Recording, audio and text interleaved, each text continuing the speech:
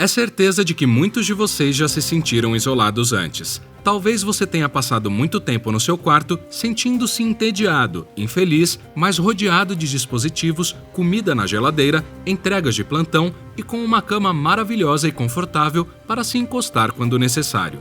Agora se imagine preso em uma pequena cela sem muito mais do que uma cama dura, uma mesa e talvez alguns livros para ler. Imagine isso por alguns dias, semanas e em seguida tente pensar em 1 ano, depois 10 anos. Não é surpresa que muitos dos defensores de direitos humanos definam isso como tortura. Há muitas evidências que nos dizem que esse confinamento pode ter efeitos extremamente negativos na saúde mental e física de uma pessoa. Quanto a 46 anos em uma solitária, vamos ver quais foram os resultados. Se você pesquisar pelo maior tempo já cumprido em uma solitária, vários nomes vão aparecer. O jornal The Guardian informou em 2016 que um homem chamado Albert Wood Fox havia sido libertado de uma prisão no Zewa, escrevendo que ele, incrivelmente, passou 43 anos em uma solitária. Além desse, o homem que comeu o cérebro de um prisioneiro com uma colher, Hannibal, o canibal, também conhecido como Robert Maudsley, passou quase tanto tempo quanto isso em uma cela solitária no Reino Unido.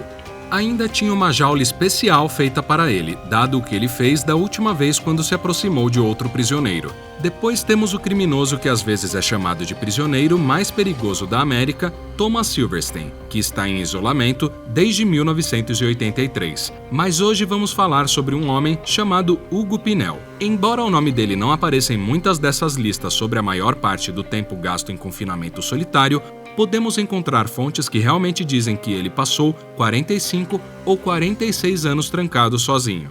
O que talvez seja mais chocante nessa história é o que aconteceu com ele logo depois que ele saiu da solitária. Mas primeiro, vamos falar um pouco sobre ele. Nascido em 1945 na Nicarágua, Pinel não se deu exatamente bem quando chegou nos Estados Unidos aos 13 anos de idade. Ele tinha um temperamento violento dentro dele, com certeza, mas algumas fontes afirmam que seu relacionamento com o Partido dos Panteras Negras na década de 1960 pode ter a ver com sua condenação por estupro. Porém, não podemos encontrar muita evidência apoiando qualquer tipo de armação. Pinel foi condenado à prisão perpétua para ser cumprida na prisão estadual de San Quentin. Fontes nos dizem que Pinel, de 19 anos, havia negado qualquer crime, mas no final aceitou um pedido porque lhe disseram que ele só receberia uma sentença muito curta. 3 anos depois, após um incidente envolvendo atacar um guarda da prisão, ele foi transferido para a prisão estadual de Folsom. Lá, ele realizou outro assalto a um guarda e foi movido mais uma vez. Depois, em seu novo local, ele atacou outro guarda. O ano era 1970, um ano depois, e esse prisioneiro problemático acabou levando a sua violência um passo adiante. Depois de conseguir colocar um guarda em sua cela, acabou assassinando ele. Nesse mesmo ano, Pinel foi transferido de volta para San Quentin e então ele se tornaria parte do que é conhecido como os 6 de San Quentin. Pinel e outros 5 tentaram escapar, mas durante essa tentativa, tudo virou um inferno na prisão. E houve uma rebelião geral como San Quentin nunca havia visto. Durante o tumulto, 3 agentes penitenciários foram mortos e 3 presos também. Um desses presos era bastante conhecido. Ele era George Jackson, um dos líderes da Black Guerrilla Family. Dizia-se que foi o assassinato desse homem que levou à vingança contra os guardas e os outros prisioneiros. Dependendo de qual fonte você está lendo, você pode ouvir que Pinel e companhia estavam tentando expor a brutalidade e racismo dentro das prisões e essa motivação levou a uma revolta, ou que eles voluntariamente começaram um tumulto e a direção da prisão foi totalmente inocente. Esse evento ainda é motivo de controvérsias e o motim é uma história bem peculiar.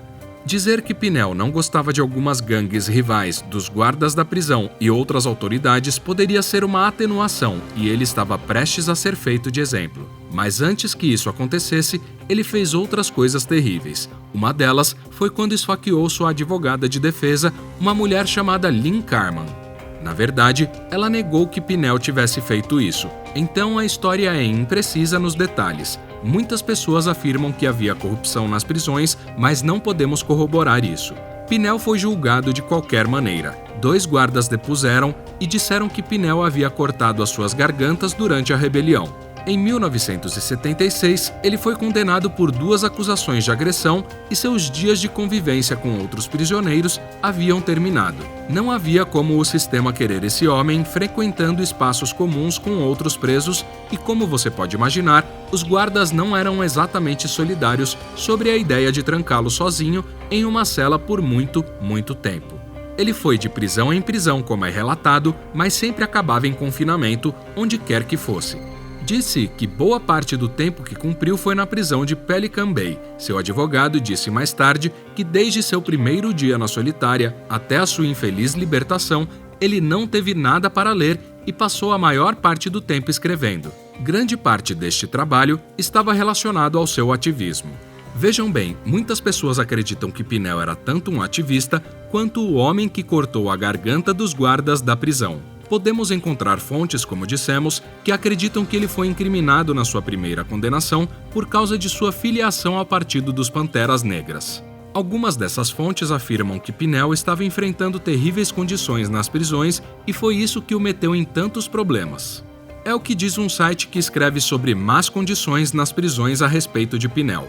Pinel foi mantido em confinamento em uma solitária por mais de 40 anos, mas mesmo assim não se deu por vencido. Apesar de ter ficado trancado em uma cela minúscula 23 horas por dia todos os dias, Pinel continuou lutando contra os horrores das prisões dos Estados Unidos. Foi o que Pinel escreveu a si mesmo depois de muitos anos em solitário. Entrei como um delinquente juvenil, um criminoso qualquer. Graças a pessoas bondosas acordei, cresci e me transformei em um humilde servo da liberdade. Seu cuidado e solidariedade me proporcionaram força e esforços extras para continuar pressionando e evoluindo, e espero que minha companhia tenha lhe servido bem. Infelizmente, não podemos dizer se esse homem foi tratado injustamente pelo sistema judiciário ou se ele era mais um criminoso do que ativista. O que podemos dizer é que, depois daqueles 45 ou 46 anos em solitária, Pinel foi informado pela prisão que ele seria transferido para New Folsom, mas desta vez ele seria inserido com os outros presos. De acordo com o site Global Research, Pinel, apelidado de Yogi Bear, estava preocupado com isso, porque ele acreditava que muitas pessoas estariam dispostas a pegar ele. Devemos lembrar que o ativismo negro dele não era exatamente popular entre algumas gangues que se autodenominavam supremacistas brancas. Parece também que ele tinha inimigos em gangues negras. Ele estava certo ao se preocupar com sua nova liberdade. Novamente, existem 2 lados dessa história, mas a única coisa em que todas as fontes concordam é que depois de passar tantos anos em confinamento solitário, esse homem não iria desfrutar de sua liberdade. Isso porque em 2015, Pinel foi assassinado. Aqueles que escrevem que Pinel era um ativista que enfrentou uma vida de injustiça escreveram que essa situação havia sido criada pelas autoridades penitenciárias. Pinel teria sido basicamente assassinado e que a prisão simplesmente deixou isso acontecer. Alguns meios de comunicação tradicionais, no entanto, relataram que Pinel foi apenas uma vítima de um tumulto que ocorreu devido a gangues que não se davam bem. As pesquisas nos dizem que 2 prisioneiros que provavelmente faziam parte de uma gangue supremacista branca são os responsáveis. Um dos homens segurou Pinel de 71 anos, enquanto o outro o esfaqueou 19 vezes com uma lâmina fabricada na prisão. O advogado de Pinel disse que ele era um homem marcado, dizendo ao LA Times: "O único mistério é por que, depois de todos esses ataques e ameaças contra ele, eles o mandariam para ser morto." A informação nos revela que sua liberdade durou 2 semanas e que ele foi atacado no pátio da prisão. O advogado de Pinel certamente não acha que ele podia ser rotulado como uma fera e que ele sempre esteve do lado errado das autoridades da prisão. A história divulgada até agora é sobre um monstro que foi abatido, disse o advogado. Para mim, ele jamais foi isso. De fato, um processo federal logo acusou as autoridades prisionais de negligência, pois dizia que elas sabiam exatamente o que aconteceria e que sua morte poderia ter sido evitada. O jornal Orange County Register publicou que muitas pessoas estavam atrás de Pinel, que uma vez jogaram uma bomba caseira em sua cela e em outra ocasião havia sido esfaqueado nas costas durante uma rara ocorrência em que outro prisioneiro pôde se aproximar dele. O processo chega ao ponto de dizer que os guardas da prisão tinham apostado em quanto tempo Pinel duraria quando ele saísse da solitária. Outras fontes também nos dizem que os guardas ficaram muito felizes quando ele foi morto. Era uma questão de vingança para eles. Afirma ainda que era sabido que a Irmandade Ariana queria Pinel morto e que seus 2 assassinos tinham um extenso histórico de ataques por motivação racial a outros internos. Este relatório nos diz que Pinel não foi morto durante um tumulto, como havia sido relatado por alguns meios de comunicação, mas que ele foi assassinado e foi esse o evento que causou o tumulto. Na verdade, encontramos um blog com algumas correspondências postadas por um preso que alegou ser um dos últimos irmãos a ver nosso amado irmão Yogi vivo. Ele também escreveu: há tanta coisa que os irmãos e irmãs não sabem, no entanto, não se engane que não se tratava de uma conspiração. Foi uma armação entre a administração, os funcionários e também a Irmandade Ariana que realizou esse assassinato racista em Yogi. Também encontramos outros blogs com anotações de prisioneiros e eles também acreditavam que este era o assassinato de um ativista. Deveríamos pelo menos ouvir um ex-guarda da prisão que trabalhava na mesma prisão que Pinel naquela época. Ele escreveu: Pinel, no seu auge, quando trabalhei com ele, era muito musculoso e não saía de sua cela sem muitas correntes e uma corrente de estrangulamento instalada, o que não é mais permitido. Ele era uma pessoa muito perigosa. Ele quebraria as juntas dos punhos para poder usá-los melhor como armas. Então aí está. Esta é uma história muito controversa. Pinel pode ou não ser o prisioneiro que passou mais tempo na solitária, mas pode muito bem ser o prisioneiro que passou o menor tempo dividindo um espaço comum depois de sair da solitária. Você sabe alguma coisa sobre essa história? Você acha que ele era um monstro ou apenas um homem lutando contra a brutalidade, ou um pouco dos dois? Conte para nós nos comentários. Obrigado por assistir e, como sempre, não se esqueça de curtir, compartilhar e se inscrever. Vejo você na próxima vez.